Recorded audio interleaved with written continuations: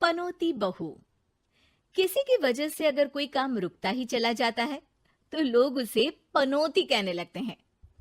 अरे आज हम लोगों की जूस की फैक्ट्री का माल ट्रक में लद कर शहर जा रहा है। डिलीवरी होते ही पेमेंट भी आ जाएगी। लाखों रुपए का माल है। लेकिन थोड़ी ही देर में रितु का पति दौड़ता हुआ आता है। पिताजी, पिताजी, वो जूस से भरा ट्रक पलट गया।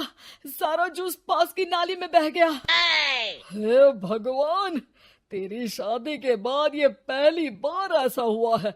मैं तो बोल ही रहा था कि इस लड़की की कुंडली बनवा लो। देखा, आए दिन नुकसान।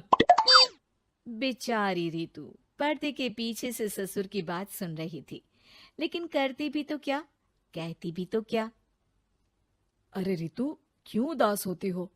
मुझे भरोसा है तुम ही मेरे घर की लक्ष्मी हो। आई आई आई आई आई आई! अरे मेरे पैर में चोट लग गई है रितु, जरा चल डॉक्टर को दिखाते हैं। रितु सास के साथ डॉक्टर के घर जा ही रही होती है कि उसका पैर फंस जाता है और वो सास पर गिर जाती है। हाय रे, पहले से पैर टूटा था, अब ऊपर से मेरे ऊपर गिर गई। हे भगवान, उठा ले मुझे भगवान। आये, आये, आये, कोई उठाओ तो मुझे। हाँ सासू माँ, लाइए हाथ दीजिए, यहाँ बैठिए, मैं पानी लेकर आती हूँ। अरे अब तो डॉक्टर भी चला गया होगा। अरे इस लड़की के कारण पता नहीं मैं अपने पैरों पर खड़ी भी हो पाऊंगी कि नहीं। माँ, बहुत घबराहट हो रही है। कल मेरी अपनी खुद की फैक्ट्री शुरू होने वाली है। पता नहीं कैसा रहेगा मेरे लिए बिजनेस। अरे क्यों नहीं बेटा, अच्छा होगा। इतनी लगन और मेहनत जो की है तूने, बस तेरी बीवी का मनहूस साया ना पड़े। अरे जब से आई है कुछ ना कुछ मनहूस होता ही चला जा रहा है। कैसी बात कर रही हो माँ? एक तो वो अपना घर परिवार छोड़कर हमारे लिए यहाँ आई है, और तुम हो कि। दिन बीतते हैं और एक दिन। निकल इस घर से, मैं कहती हूँ निकल। जब से यह लड़की मेरे घर की बहू बनी है, हर जगह घाटा, हर जगह नुकसान। कभी सास का पैर टूट रहा है तो कभी जूस का ट्रक ही गिर जा रहा है। अरे अब तो हद ही हो गई। मेरे बेटे का इतना भारी एक्सीडेंट कि वो कोमा में चला गया। वो तो शुक्र है कि जान बच गई। नहीं नहीं, हम ऐसी लड़की को अपने घर में रख ही नहीं सकते। अब तो रितु को भी लगने लगता है कि वो मनहूस है। वो चुपचाप घर छोड़कर निकल जाती है। चलते चलते रितु एक जंगल में झोपड़ी में पहुंच जाती है, जहां एक साधु तपस्या कर रहे होते हैं। आ गए बेटी, क्यों परेशान होती है? ये तो जीवन का नियम है। इंसान हमेशा नकारात्मक चीजों को ही सुनता, देखता और समझता है। किसी की अच्छाई उसे नजर ही नहीं आती।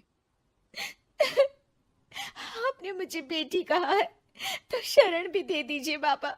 मैं आपका सारा काम कर दिया करूंगी, बस आपके जीवन में मेरे जैसी बेटी की वजह से कुछ बुरा ना हो। साधु आंख बंद करके मुस्कुराता है और रितु उनके घर की बेटी बन जाती है। पिताजी, भोजन तैयार है, आकर खा लीजिए। बेटा, जो भोजन तूने बनाया है उसमें सांप का जहर है, वो खाकर मैं मर सकता हूँ। नहीं नहीं पिताजी, खाना तो मैंने अपनी आंखों के सामने बनाया है, यहाँ तो कोई सांप आया ही नहीं। ठीक है, फिर ला मैं खा लेता हूँ। साधु खाना खाने जाता ही है कि खाना रितु के हाथ से गिर जाता है और वो खाना बिल्ली खा जाती है।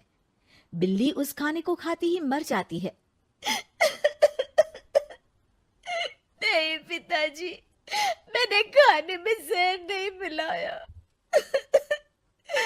मुझे इस बात का पता नहीं पिताजी। मैं ये बात जानता हूँ। खाने में जहर का मिलना और इस खाने का गिरना, ये तो पहले से ही तय था।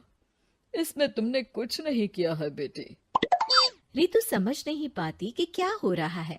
वो रोने लगती है और साधु को अपनी सारी कहानी सुना देती है कि कैसे उसके ससुराल वालों ने उसे पनौती मान लिया था। साधु मुस्कुराकर कहता है, बेटी, क्या चाहती हो तुम? क्या तुम जीवन भर यहाँ रहना चाहती हो या फिर अपने ससुराल जाना चाहती हो? पिताजी, मैं ससुराल जाना चाहती हूँ क्योंकि वहां मेरी जरूरत है।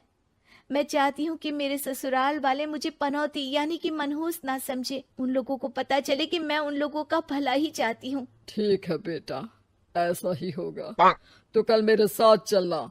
दोनों अगले दिन रितु के ससुराल जाते हैं, जहाँ साधु के साथ रितु को देखकर सास कहती है, अरे वाह रे करम चली, हम लोगों के घर में तूफान लाकर चैन ना मिला तुझे। जब जादू टोटका करने के लिए ये बाबा बाबा बुलाकर किसी को लेकर आई है। नाना माँ जी, ये तो मेरे धर्म के पिताजी हैं। मुझे ससुराल वापस छोड़ने आए हैं। ये तो बस पिता का धर्म निभा रहे हैं। इन्हें कुछ मत कहिए। वाह जी वाह, 4 महीने बाद आज ही अपने पैरों पर खड़ा हुआ हूँ और ये मनहूस फिर से आ गई। इस बार क्या जान लेके जाएगी? अरे मेरी भी सिर्फ टांग में फ्रैक्चर था, अब ये आ गई है तो पक्का टांग काटनी ही पड़ेगी। हे भगवान, पिछली बार तो जूस का पूरा ट्रक ही पलट गया था, इस बार तो पक्का फैक्ट्री में ताला ही लग जाएगा।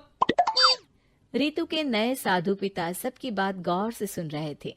फिर वो बोल पड़ते हैं, मैं आप लोगों को कुछ दिखाना चाहता हूँ। वो साथ में गोला लाए थे। उस गोला में वो सबको कुछ दिखाते हैं।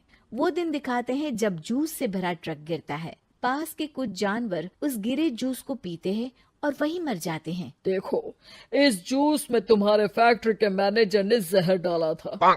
अच्छा हुआ वो ट्रक गिरा, वरना पूरा परिवार जीवन भर के लिए जेल में होता। हे भगवान, तब तो न जाने कितने लोगों की मौत हो जाती इस जूस को पीकर। शुक्र है भगवान का, अनहोनी से बचा लिया। फिर वो दिन देखते हैं जब पति का एक्सीडेंट हुआ था, लेकिन रितु के करवा चौथ के व्रत के कारण वो बच जाता है, वरना तो मृत्यु निश्चित थी। सभी रितु की तरफ देखते हैं। बाबा, मैं तो मनहूस नहीं हूँ। शुक्रिया बाबा, मेरे मन में जीवन भर का बोझ रहता कि मैं इन लोगों के दुख का कारण तो नहीं। नहीं नहीं बेटा, मनहूस तो ईश्वर किसी को नहीं बनाता। हर चीज का एक वक्त होता है और जो होना है वो तो होता ही है। मुझे माफ कर दे बहू, तू तो इस घर की लक्ष्मी है, रक्षक भी है। हम लोगों को माफ कर दे बेटा। रितु को ससुराल में छोड़ बाबा वापस चले जाते हैं।